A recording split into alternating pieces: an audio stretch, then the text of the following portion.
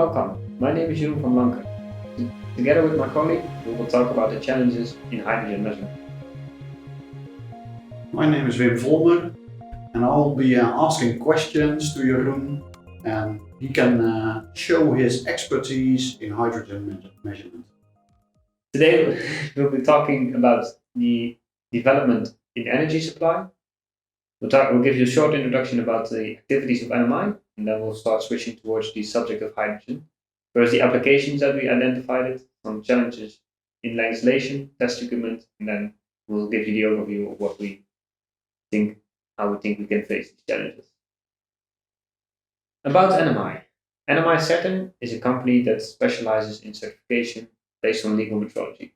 We are active in 5 fields: utility, weighing, volume and length, oil and gas, mobility and police enforcement, e-mark, and nowadays at only oil and gas we specialize more and more in hydrogen and with other renewable energies. Hydrogen at NMi is divided into 4 main topics. First is mobility, the second is industrial, the third is residential, and then eventually we start looking at the complete hydrogen supply chain. Mobility applications mainly specify on the filling cars and trucks by the use of a hydrogen dispenser. Hydrogen dispensers utilize extreme high pressures up to 700 bars to fill the storage tank that's inside the vehicle. For larger vehicles, these pressures are at 350 bars. The high pressure and then of course the thermal stresses on the tank result in large challenges for the measurement principles inside of the dispenser. Usually these are Coriolis type sensors combined with a calculator that you'll find in regular dispensers as well. The second topic that we'll talk about is industry, and then we're talking mainly about transport and storage of hydrogen. This can be hydrogen in both gaseous phase as in the liquefied or cryogenic phase. As told before, the energy comes from different sources, such as solar or wind energy. Of course, the solar and these sources are not necessarily at the place that the energy is consumed. It means that that transportation is needed. This transportation can be done by trucks, via rail, via maritime transport, or pipeline application. Eventually, the energy will have to be transferred to hydrogen. The hydrogen must be transported, and then eventually it can be used by an industry, so a large industry consumer. The third topic that we're talking about is residential. Again, you'll see renewable sources such as solar or wind, and a conversion to hydrogen, and then likely to be injected into the grid to be directed to your house. Talking about this application, it's most likely that we'll start with a blend of gases, up to 20% of hydrogen, and then over time this might change to hydrogen as a whole product. The fourth application is the hydrogen supply chain. So from this point on, we mainly talked about transport and applications at the end stage. But at NMi, we find it more interesting is where does the hydrogen come from? What's the source of the hydrogen? There's a lot of discussion going on about the gray hydrogen, which is produced by methane, steam reforming. Then you have, of course, the blue hydrogen, which comes from the same process, but the carbon is captured. And then we have heard more and more about the green hydrogen. From NMi point of view, we think that the green hydrogen is a sustainable way to the future. And therefore, we are looking into how to inform an end user about the stage that the hydrogen has gone through. From the source, so the solar or the wind, to the process to create the hydrogen, to the transport chain, and then eventually the applications. The various applications utilize various measuring instruments, from Coriolis and ultrasonic meters to flow conversions, pressure and temperature sensors. These requirements are usually recorded in so-called standards or harmonized documents. Per application, we identified which standard is applicable or could be applicable in the future. Then we'll go straight to one of the large challenges that we have to face. So talking about the mobility sector, then we're focusing on, then you see that this is covered by national legislation. National legislation, especially in the Netherlands, refers to the OEML R139 edition 2018. This describes requirements for compressed gaseous fuel dispensers. Apart from hydrogen dispenser, this also includes CNG, which utilizes on the same principle. The devices that we'll find in these applications are mainly Coriolis meters combined with a calculating and indicating device.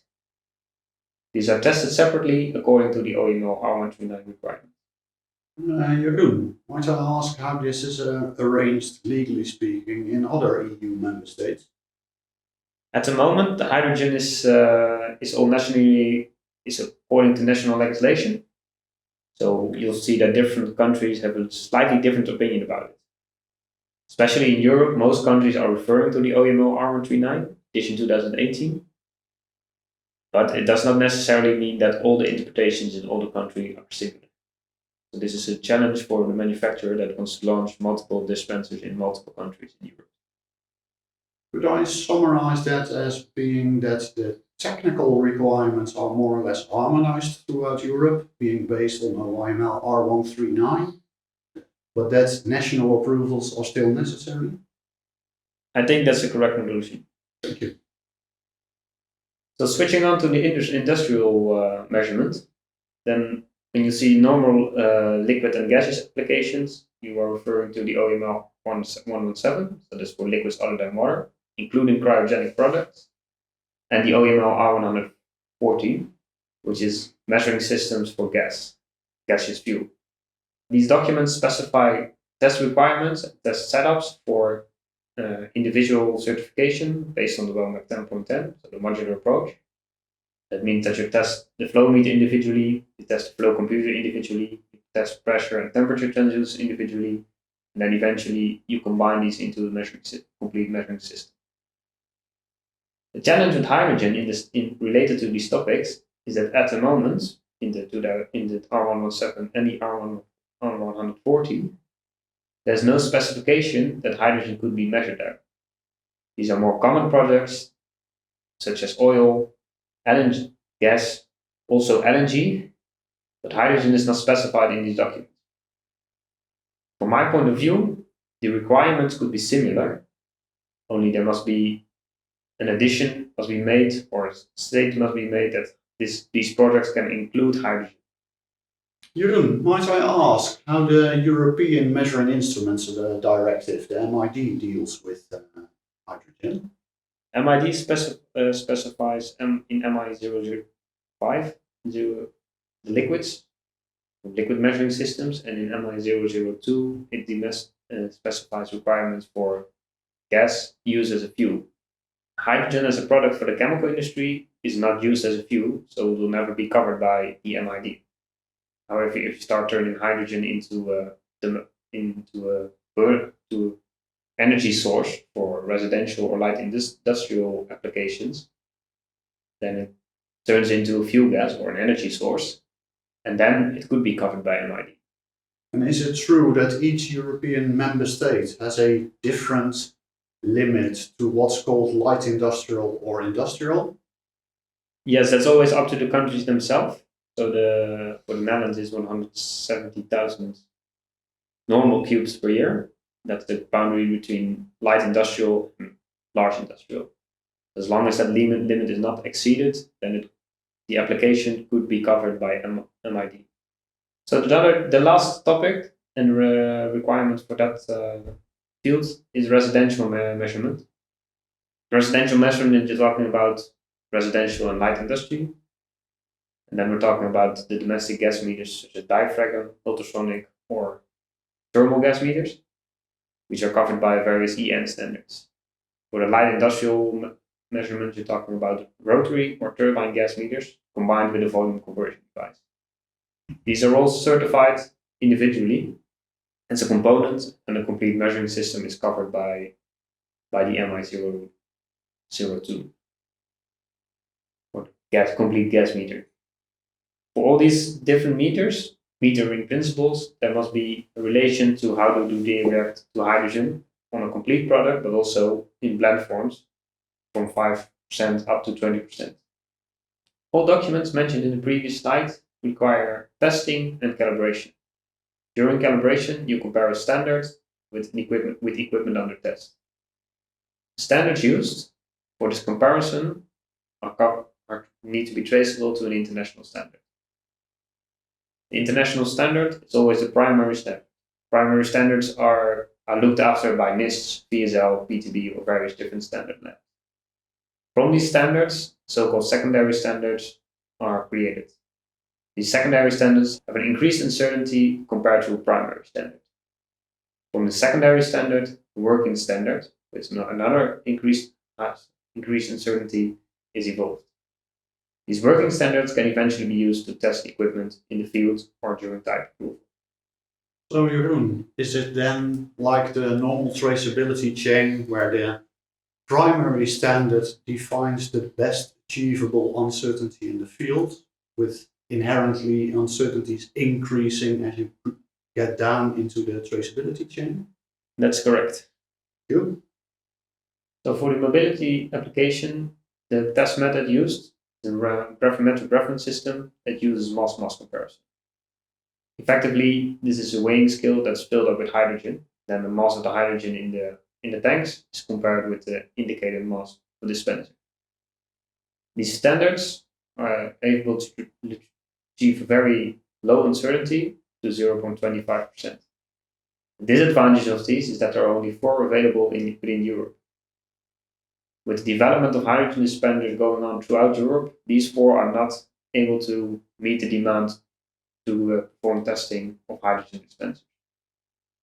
For the industry, common systems as calibration loops are used to calibrate a flow meter. For hydrogen, there are no such loops available. There's no known reference system available that can use hydrogen as a product, especially as a pure gas. As an alternative, can be an option to calibrate flow meters with natural gas or water, and then define the increased uncertainty by the use of uncertainty calculation and the traceability and the transferability from hydrogen to another product. This is at the moment the best that can be achieved. For residential systems, you always have to use a volumetric reference system. Currently, there's one system being developed in England by TUV NEL, which utilizes the sonic nozzle principle. There they can blend gases with methane and various concentrations of nitrogen and hydrogen, and also do calibration on these gases individually.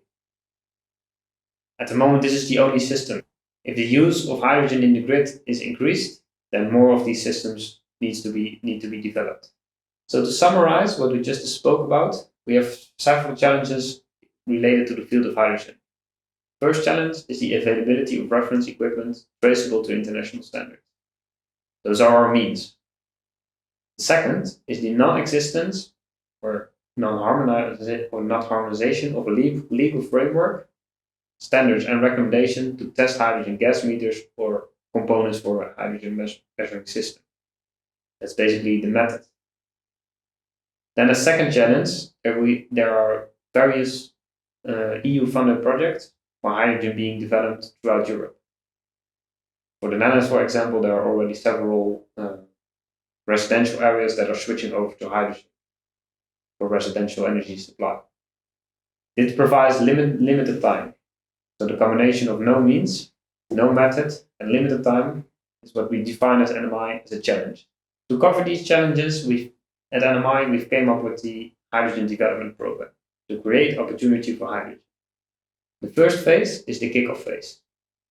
This is basically a hydrogen OK certification based on calibration and available test rigs, and then form an additional uncertainty calculation to determine the transferability between common products and hydrogen. The acceptance criteria for these calculations can be defined with end users. The next step in this phase will be the development program. That means that we need to develop hydrogen primary standards and create a legal framework. The third phase would be the implementation phase. That would be modular type approval for all of Europe in a defined legal framework. For this, the testing can be done by hydrogen secondary standards and working standards. Jeroen, if I understand you correctly, it means that for certain fields of metrology, we have more challenges when it comes to, call it, Europe-wide accepted certification, whereas for other sectors, we might be further down this development program and might offer more services. Is that correct? That's correct. Especially for the mobility applications, there's already quite clear framework on how to certify and how to test. You look at the other industry, at the other fields, mainly industry and residential, there's a lot of uncertainty on how to test and what could be applicable. Those are at the moment more challenging subjects. You? So what services can NMi offer you for hydrogen investment? First of all, we can offer you various phases of consultancy about the challenges on hydrogen measurement. We can perform certification of hydrogen dispensers according to the Dutch national legislation, including the testing of the hydrogen flow meter according to OEML R139. This can provide an advantage to obtain national certification in other countries than the Netherlands. Furthermore, we try to create awareness of the challenges that we're facing in hydrogen measurement in various international committees. So this is the opinion of NMi on the challenges that we're facing in hydrogen measurement. Please feel free to ask any questions. Well, I've got a couple and perhaps some observations. I think you're working almost full-time in following or trying to follow all the developments regarding hydrogen, be it on the legislative front and or test facilities, etc. Am I correct in that? Yes, it's difficult to keep up with all the developments going on in Europe and also the rest of the world. Yes, and as I observe in newsletters, etc., I think there are a lot of initiatives by institutes, companies, etc., who also understand the importance of hydrogen. Yes, I agree with you. You see that a lot of companies are interested in hydrogen and also investing in how to achieve hydrogen economic, hydrogen value chain. And it would be my expectation that the number of the availability of test facilities will increase fairly rapidly over the next couple of years or so. Do you see the same? It's difficult to predict. An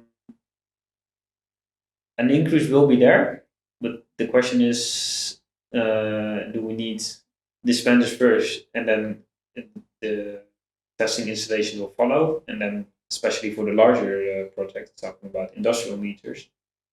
These are very costly projects to develop a capable reference system. I think it's good that notified bodies are included in these development phases to make sure that the installation that's being developed and designed is also meeting the requirements of a notified body, to make sure that we're not limited by a facility. See what kind of challenge we can face up front. So as for these criteria that a notified body has of these test facilities, I'm assuming it must be ISO 17025 accredited? Yes, that's correct. That covers for the traceability of the hydrogen standard to an international standard. And then its uncertainty probably must be lower than the legal tolerance.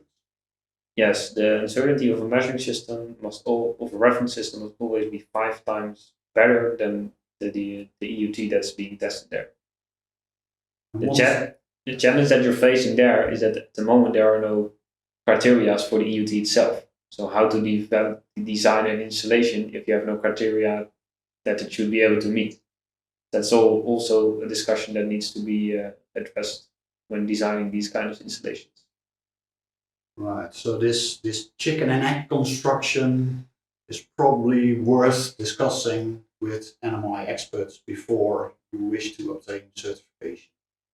Yes, I think that's good. Always good to have this conversation up front to know what the challenges are and how to to start at the project at the best possible with a head start. Right. And to contact our experts, how do people do that? Yeah, you'll find the contact information of NMi on this sheet.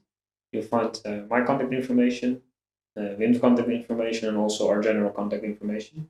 If you have any questions concerning hydrogen, feel free to contact NMi, and then we'll see how we can help you. Well, thank you, Jeroen, for your elaborate explanation on the challenges in hydrogen. You're welcome. Thank you for your time.